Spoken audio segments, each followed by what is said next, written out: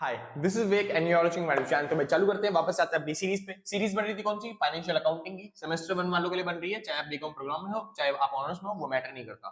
ठीक है भाई?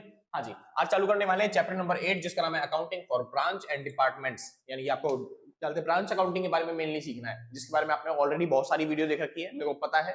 ठीक है, आप कई कई जगह से देख के आए हो ब्रांच अकाउंटिंग, क्योंकि मेरे को पता है ये वाली जो वीडियो है काफी लेट हो गई है, तो आपने कहीं ना कहीं से देख ही ली होगी, आपको पता चल गया होगा थोड़ा बहुत। चलिए, तो आज से चालू कर देंगे अपनी ब्रांच अकाउंटिंग। चालू करने से पहले बता दूं भाई, अगर इस आपको नोट्स परचेज करने हैं तो आप इस नंबर पे कांटेक्ट करके नोट्स परचेज कर सकते हो। जो भी मिनिमम अमाउंट होगा आप व्हाट्सएप पे पेमेंट कर देना और वहीं पे आपको नोट्स मिल जाएंगे पीडीएफ के फॉर्म में। टेंशन मत लेना, मेरी राइटिंग में नोट्स नहीं है, क्योंकि मेरे को पता है मेरी राइटिंग बहुत ज्यादा गंदी है, तो कंप्यूटर टाइपिंग में नोट्स है, आप आराम से ले सकते हो इजीली। ठीक है, हाँ जी, कॉल करने की कोशिश मत करना सर कि कभी आप बिजी मिलेंगे कभी आप बिजी मिलोगे, आप व्हाट्सएप करो, सबसे बेस्ट रहता है। ठीक है, चलिए जी चालू करते हैं।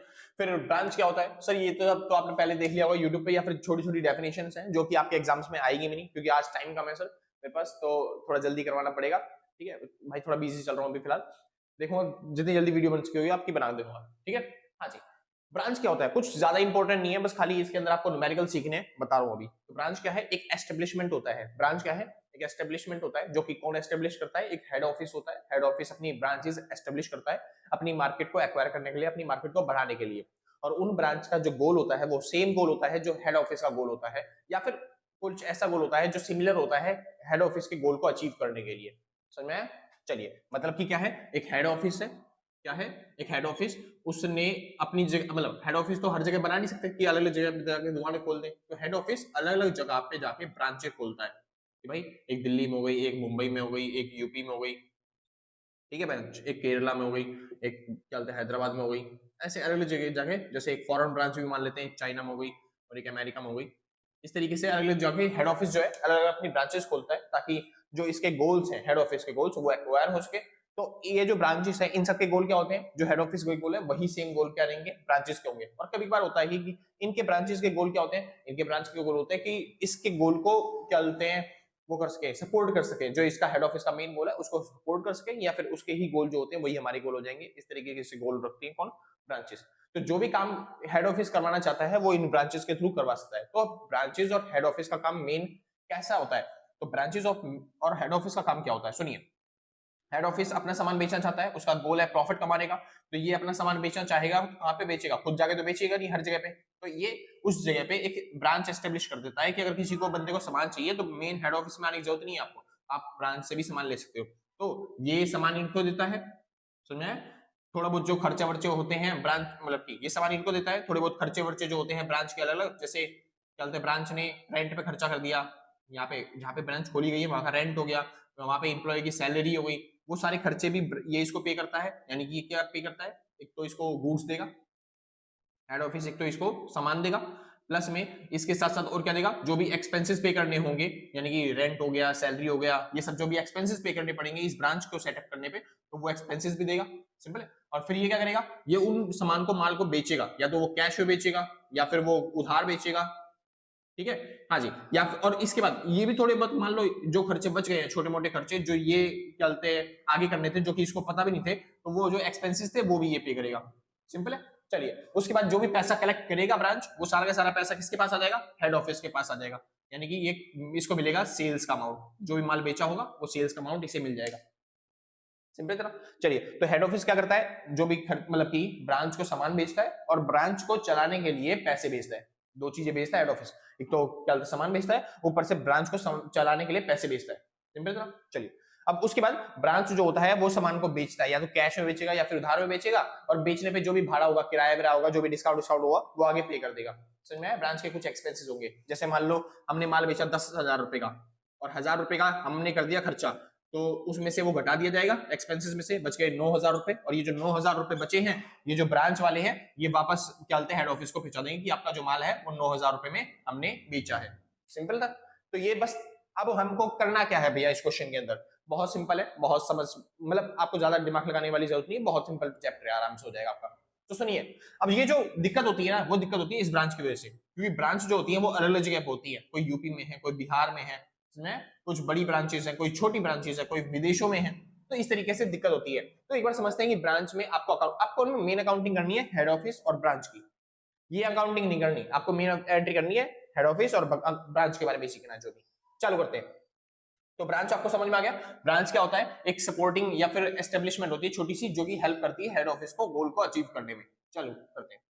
तो ब्रांच क्या होता है? सुनिए, ब्रांच होती है दो तरह की, एक होती है इनलैंड ब्रांच, एक होती है फॉरेन ब्रांच। इनलैंड ब्रांच मतलब ऐसी ब्रांच जो हमारे देश के अंदर स्टैब्लिश की गई है, उन्हें बोलते हैं इनलैंड ब्रांच। जो विदेशों में स्टैब्लिश हो रखी है वो होती है फॉरेन ब्रांच।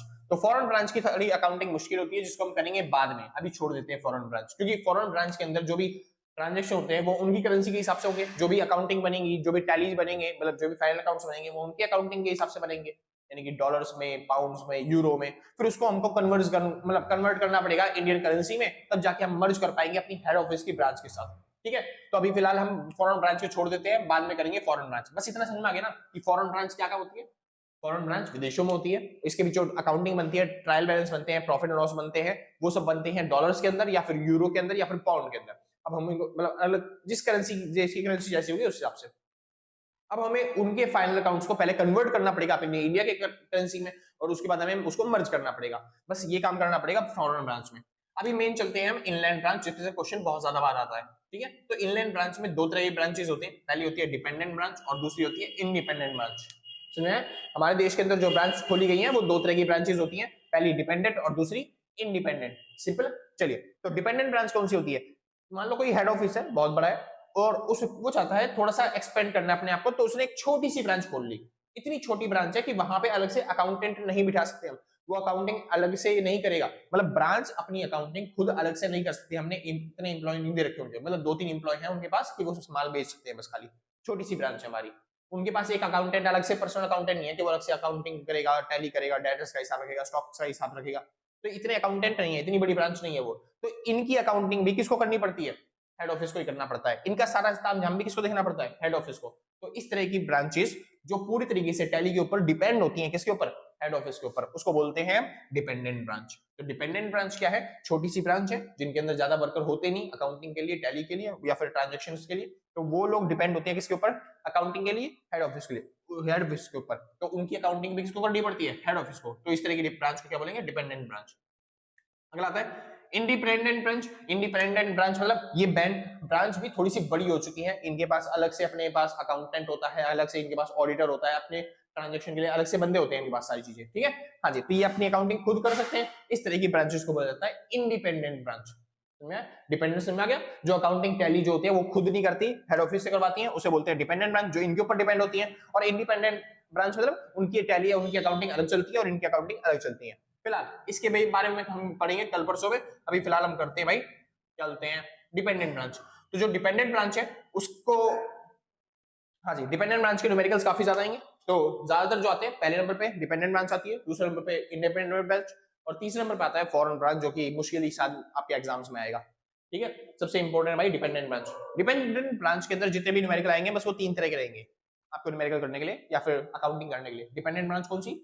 ऐसी ब्रांच जिसमें अकाउंटिंग ये खुद नहीं करते, इनकी अकाउंटिंग में कौन करता है? Head office. ठीक है, चलिए, तो हेड ऑफिस जो अकाउंटिंग करेगा, इसमें 3 तरह की अकाउंटिंग होती है। पहली डेटर सिस्टम, दूसरा स्टॉक एंड डेटर सिस्टम, और तीसरा फाइनल अकाउंट्स। कौन सी? Debtor system, stock and debtor system और फाइनल अकाउंट्स। डेटर सिस्टम सबसे सिंपल सिस्टम है। डेटर सिस्टम में इसकी अकाउंटिंग ये करता है, लेकिन बस कौन सी अकाउंटिंग? बस इन ट्रांजैक्शंस की अकाउंटिंग।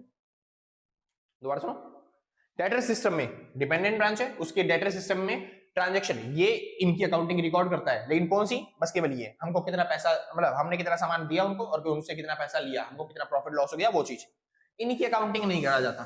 मतलब ये कितना एक्सपेंस कर रहे हैं, क्या कर रहे हैं, किस तरीके से कर रहे हैं, वो अकाउंटिंग हम नहीं करेंगे। किसके अंदर? डेटा सिस्टम के अंदर। डेटा सिस्टम के अंदर हम ये मान लेंगे ये हमारे लिए कस्टमर है, हमने कस्टमर को माल दिया, बदले में उसने पैसा दिया, हमारे पास जो भी सामान आया उसकी अकाउंटिंग हम कर रहे हैं, इसको बोलते हैं डेटा सिस्टम। अपनी ब्रांच को एक तरीके से हम डेटर मान के चलेंगे कि हमने उसको सामान दिया था, बदले में उसने पैसा दिया। समझ में? इस तरीके से ये हेड ऑफिस ट्रांजैक्शन अगर इस तरीके एंट्री करता है तो उसको बोलते हैं डेटा सिस्टम।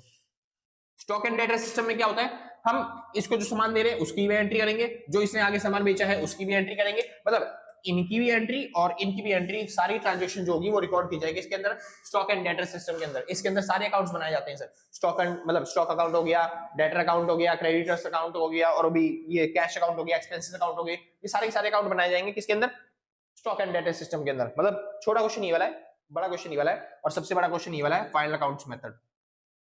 ठीक है भाई, अभी बस खाली कंसेप्ट था जो आपको समझाना था कि क्या करने वाले हैं हम इस चैप्टर में। बहुत बड़ा चैप्टर है, क्योंकि है छोटा सा, बहुत आसान सा है, लेकिन है बड़ा चैप्टर। मतलब आसान सा चैप्टर है लेकिन है बड़ा चैप्टर, ठीक है। तो हम ब्रांच के बारे में पढ़ेंगे। ब्रांच दो तरह की होती है, एक देश के अंदर और एक देश के बाहर। देश के बाहर वाली तो ब्रांच है, तो बाद में पढ़ेंगे उसके बारे में। इसमें करना क्या होता है, उनके फाइनल अकाउंट्स बन रहे हैं, हमारे फाइनल अकाउंट्स बन रहे हैं। उनके फाइनल अकाउंट जिस करेंसी में, उसको पहले चेंज करेंगे अपनी करेंसी में, और उसके बाद मर्ज कर देंगे हमारे फाइनल अकाउंट्स के साथ। खत्म। चलिए, उसके बाद हमारे देश के अंदर जो ब्रांच है वो तो इंडिया में बनाते हैं, तो वो दो तरह की ब्रांच होती है, पहली डिपेंडेंट और दूसरी इंडिपेंडेंट। डिपेंडेंट ब्रांच कौन सी, जो ब्रांच है जिनमें छोटी सी ब्रांच होती है, उनके पास अकाउंटेंट खुद नहीं होते, तो फिर उनकी अकाउंटिंग हमें करनी पड़ती है।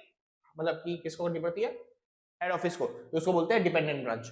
और जिनकी अकाउंटिंग वो खुद संभाल लेते हैं उसे बोलते हैं इंडिपेंडेंट ब्रांच। सिंपल है। डिपेंडेंट ब्रांच की जब हम क्वेश्चन करेंगे तो तीन तरह के क्वेश्चन आएंगे। पहला debtor method, stock and debtor method और फाइनल अकाउंट्स मेथड, ठीक है, जिसमें से आज हम करने वाले हैं डेटर मेथड। चालू कर दो भाई।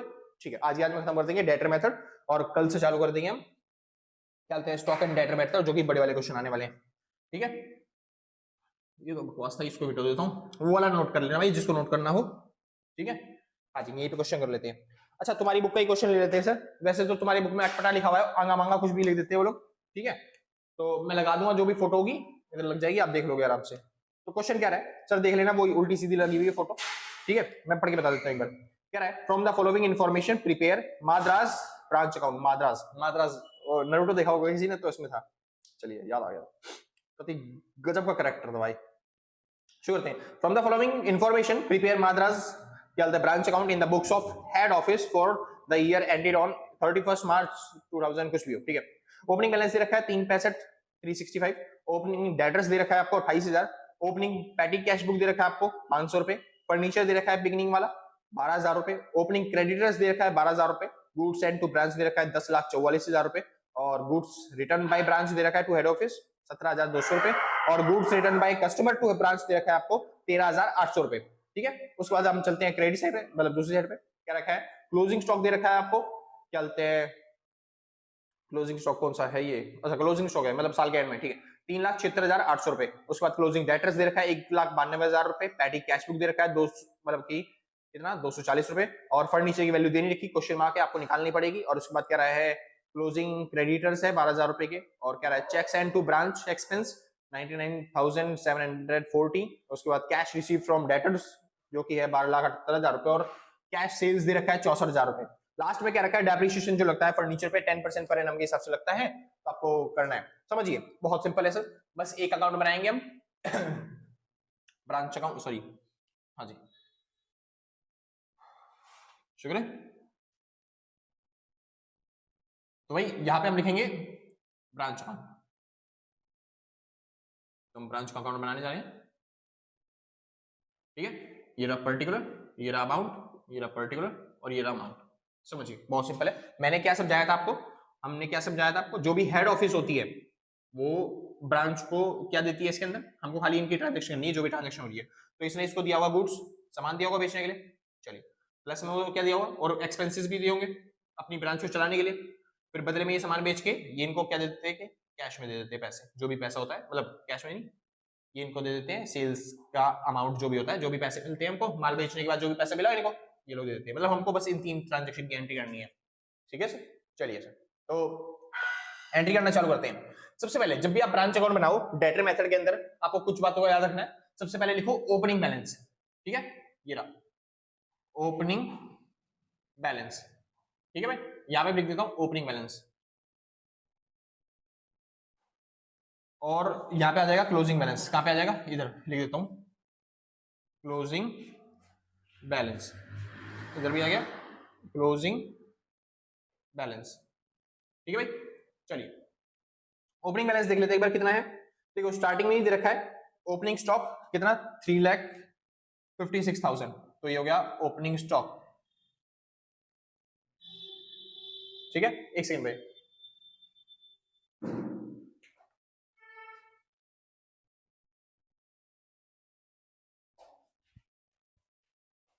हाँ जी श्योर है। चलिए, तो बात आती है ओपनिंग स्टॉक कितना है, 3,56,000, ये हो गया हमारे पास ओपनिंग स्टॉक। उसके बाद आपको दे रखा है ओपनिंग डेटर्स, तो ओपनिंग डेटर्स कितना हो गया 28,000 रुपए के। उसके बाद हो गया भाई पैटी कैश बुक ओपनिंग की पैटी कैश बुक कितनी होगी 500 रुपए की। इसके अलावा ओपनिंग का फर्नीचर दे रखा है, तो ओपनिंग का फर्नीचर लिख देंगे भाई। ये सारी चीजें एसेट होती है ना सर, तो इस वजह से मैं यहाँ पे लिख रहा हूँ एसेट की साइड पे 12,000 रुपए। इसके बाद ओपनिंग क्रेडिटर है, तो क्रेडिटर तो लाइब्रेरी में आ जाएगा, इसलिए हमको ओपनिंग का क्रेडिटर उस साइड लिखना पड़ रहा है, तो यहाँ पे हो गया क्रेडिटर। ठीक है भाई, ओपनिंग का क्रेडिटर कितना 12,000 रुपए। ठीक है भाई, ओपनिंग क्रेडिटर हो गया। उसके बाद गुड्स सेंड टू ब्रांच है, ये तो अलग चीज है भाई, गुड्स एंड ये सब मोमाया है, गुड्स एंड भाई। और अब क्लोजिंग वाला देख लेते हैं भाई, क्लोजिंग वाले में क्या लिखा है। दूसरी साइड देख लो, आपको क्लोजिंग में लिखा हुआ है क्लोजिंग का स्टॉक, तो क्लोजिंग का स्टॉक इस साइड बचेगा, तो ये रहा क्लोजिंग का स्टॉक। क्लोजिंग का स्टॉक कितना है 376,800। ठीक है, चलिए। इसके बाद आपको दे रखा है क्लोजिंग के डेटर, तो क्लोजिंग के डेटर 192,000। इसके बाद आपको दे रखा है पैटी कैश बुक, तो क्लोजिंग का पैटी कैश 240 रुपए। इसके बाद आपको दे रखा है फर्नीचर, फर्नीचर अच्छा फर्नीचर की वैल्यू दे नहीं रखी है, तो फर्नीचर की वैल्यू निकालनी थी, कर लेते हैं, कोई दिक्कत नहीं है। फर्नीचर था कितने का पहले का ओपनिंग में 12,000 रुपए का, तो 12,000 रुपए का फर्नीचर है। अब क्वेश्चन के लास्ट में लिखा हुआ था डेप्रिसिएशन लगाना था 10% पर एनम, तो 12,000 का 10% कितना हो गया, तो हम लेस कर देंगे डेप 1200 रुपए, तो ये वैल्यू आ जाएगी हमारी कितनी, ये चला गया 1200 रुपए, 10,800 रुपए, ये आ गई फर्नीचर की वैल्यू। ठीक है भाई, चलिए। इसके बाद आपको दे रखा है फर्नीचर के बाद क्लोजिंग क्रेडिटर, क्रेडिटर इस साइड आ जाएगा फिर, तो क्लोजिंग क्रेडिटर, क्रेडिटर कितने के हैं 12,000 रुपए के। ठीक है भाई, चलिए। इसके बाद क्लोजिंग क्रेडिटर हो गया। उसके बाद सेंड चलते हैं cheque send to branch expense और चेक रिसीव फ्रॉम चलते हैं डेट्स और क्रेडिटर्स दे रखा है, कैशियर दे रखी है, ये सब। चलिए भाई, हो गया, समझिए। हम ब्रांच अकाउंट बना रहे थे, तो हमको सबसे पहले लिखना होता है भाई जो भी ओपनिंग बैलेंस होता है, जो भी क्लोजिंग बैलेंस होता है। अभी तक मैंने किया क्या, खाली ओपनिंग बैलेंस और क्लोजिंग बैलेंस उतारा है, उसके अलावा कुछ नहीं किया, सिंपल था ना। बस अब हमें बस इन ट्रांजैक्शंस की एंट्री करनी है, जो भी हमने माल बेचा, जो भी हमने एक्सपेंस पे किए, और जितना भी हमें पैसा उनसे ब्रांच से लेना है उसकी एंट्री कर दो बस। तो 3 एंट्री, जो भी हम माल बेचेंगे तो पैसा मतलब सामान जा रहा है, तो यहाँ पे लिख देते हैं फटाफट से। अच्छा, ब्रांच के बारे में एंट्री कर रहे हैं, सॉरी हम एंट्री कर रहे हैं ब्रांच की, तो हमने इसको माल दिया, हमने इसको एक्सपेंस दिए, तो ये चीजें सामान जो है वो इसको मिल रहा है, एक्सपेंस के पैसे भी इसको मिल रहे हैं, तो इनके पास पैसा आ रहा है, इसलिए हम यहाँ पे लिखेंगे क्या बोलते हैं कि हमने परचेज किया एक तरीके से, ब्रांच ने गुड्स लिए हैं किससे, हेड ऑफिस से, तो मैं आप लिखूंगा टू में goods send to branch account, लिख दूं यहीं पे। अच्छा, ये जो ब्रांच, ये जो goods send to branch account है, ये इसका पीएनएल अकाउंट होता है भाई। जो हेड ऑफिस है ना, ये बनाता है अपना ट्रेडिंग अकाउंट या फिर पीएनएल अकाउंट, तो उसको बोलते हैं goods send to branch account. और जब ये अपना पीएनएल या फिर ट्रेडिंग अकाउंट बनाता है, तो उसको बोल मतलब जब ये ट्रेडिंग अकाउंट या पीएनएल बना हुआ तो उसको बोलेंगे ब्रांच अकाउंट। तो ये जो मैं बना रहा हूँ, ये प्रॉफिट एंड लॉस अकाउंट बना रहा हूँ, किसका, ब्रांच अकाउंट का, या फिर ट्रेडिंग अकाउंट बोल सकते हो आप। ये बन गया ट्रेडिंग अकाउंट, किसका, ये ब्रांच वाले बना रहे हैं, और ये ट्रेडिंग अकाउंट बनाएंगे तो उसको क्या बोलेंगे, goods send to branch account. इस वजह से यहाँ पे जो सामान आया है हेड ऑफिस से वो लिखा जाता है। ये सामान क्या है, ये हेड ऑफिस से सामान मिला है हमें, किसको, ब्रांच को। हमारी ब्रांच के बाद जो सामान आया है हेड ऑफिस से वो ये रहा। तो कितने का सामान आया एक बार देख लेते हैं। देखो कहीं पे लिखा हुआ है गुड्स सेंड टू ब्रांच, आज लिखा हुआ है, देखो चलते हैं आपके, चलते हैं लेफ्ट साइड में लिखा रखा होगा भाई, आपके लेफ्ट साइड में लिखा हुआ कितना, गुड्स सेंड टू ब्रांच है 10,44,000 रुपए का, तो लिख देता हूं मैं 10,44,000 रुपए का गुड्स सेंड टू ब्रांच। इसके अलावा देख लो जो भी हमने एक्सपेंसेस के पैसे दिए होंगे, मतलब हेड ऑफिस ने जो भी ब्रांच को पैसे दिए हैं, वो तो पैसे इसने लिए हैं ना, तो एक्सपेंसेस के जो भी इन्होंने पैसे लिए हैं वो देख लो फटाफट से। तो चलते हैं गुड्स रिटर्न बाय, अच्छा goods return by branch to head office. भाई गुड्स रिटर्न बाय, देखो हम हेड ऑफिस ने ब्रांच को माल बेचा था कितने का, 10,44,000 रुपए का, लेकिन इसमें क्या रहा है, goods return by branch to head office. अब ब्रांच ने हेड ऑफिस को माल वापस कर दिया, कुछ थोड़ा माल खराब होगा तो इसने इसको वापस कर दिया। अब जब वापस कर दिया तो इसमें से माइनस करना पड़ेगा, तो मैं यहाँ पे लिख देता हूँ गुड्स सेंड टू, सॉरी क्या लिख दिया मैंने, यहाँ पे आएगा बाय में goods send to branch account. ठीक है भाई, और ये क्या है, ये रिटर्न वाला सामान है जो मेरे को उसमें से घटा के लिखना चाहिए था, लेकिन ऐसे ही दे दो RETURN, आप भी ऐसे ही कर दो तो ज्यादा बेटर है। तो भाई इसमें से हमने कितने का माल वापस कर दिया, हमने माल वापस कर दिया 17,200 रुपए का, सिंपल। हमने सामान इतना लिया ब्रांच से, बदले में इतना सामान हमने वापस कर दिया उसे, तो ये माल तो चला गया, तो इसमें से घटा के लिख दो, चाहे आप वहां पे अलग से लिख दो, तो दोनों बात सेम ही, अलग से लिख दोगे तो ज्यादा बेटर रहेगा। ठीक है भाई, तो पहले एंट्री हमने कर ली सामान हेड ऑफिस से ब्रांच तक पहुंचाने की। अब दूसरी एंट्री एक्सपेंसेस, जो भी पैसा दिया है उसकी एंट्री, तो goods return by customer, customer का कुछ काम नहीं है, छोड़ दो उसे। उसके बाद मतलब कि डेबिट आपके राइट साइड में दे रखा होगा क्या चीज, हाँ जी, cheque sent to branch expense, हाँ ये रहा cheque sent to branch expense. मतलब क्या है, हेड ऑफिस ने चेक सेंड किया है किसको, ब्रांच को, किसके लिए, एक्सपेंस के लिए। तो ब्रांच के एक्सपेंस जो भी होंगे रेंट वेंट उसके लिए चेक सेंड किया, तो ये वही एक्सपेंस है।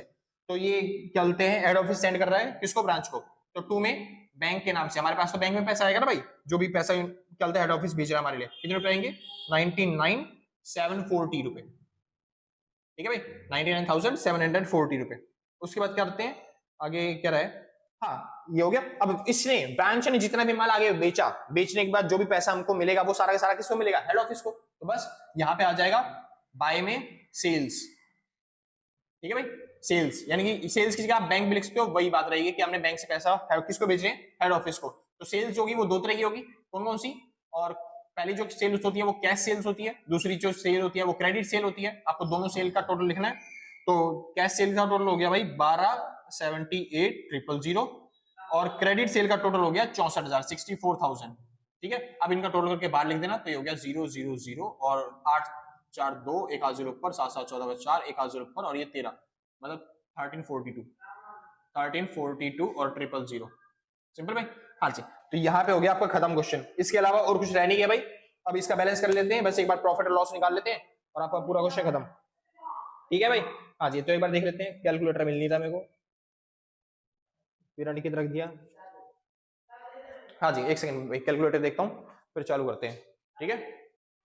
हाँ भाई श्योर है, चलिए फिर तो बात करते हैं टोटल करने की। तो इसका मैंने टोटल कर लिया भाई, टाइम वेस्ट आपका ताकि ना हो। तो ये हो गया 195,1040, ठीक है। और जब आप इसका टोटल करोगे तो फिर वो जो आएगा उसमें से मतलब ये घटाना है आपको, तो आपका ग्रॉस प्रॉफिट आ जाएगा सीधा, मतलब इस टोटल में से आपको ये सारी चीजें घटानी है, तो आपका ग्रॉस प्रॉफिट आ गया, ठीक है, कितना 398,800, ये आ गया आपका ग्रॉस प्रॉफिट। और फिर इसका टोटल वही आ जाएगा 195,1040, ठीक है भाई, आपकी चीजें मैच हो जाएगी।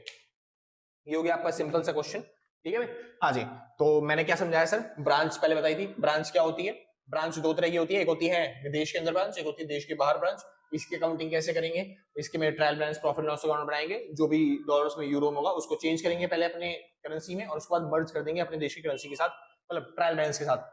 अपने देश के अंदर जो ब्रांचेस होती है वो दो तरह की होती है, डिपेंडेंट ब्रांच और एक इंडिपेंडेंट ब्रांच। डिपेंडेंट ब्रांच वो ब्रांच होती है जिनकी अकाउंटिंग जो है वो हेड ऑफिस को ही करनी पड़ती है, और जो इंडिपेंडेंट अकाउंट ब्रांच है उसकी अकाउंटिंग वो ब्रांच वाले खुद कर लेते हैं।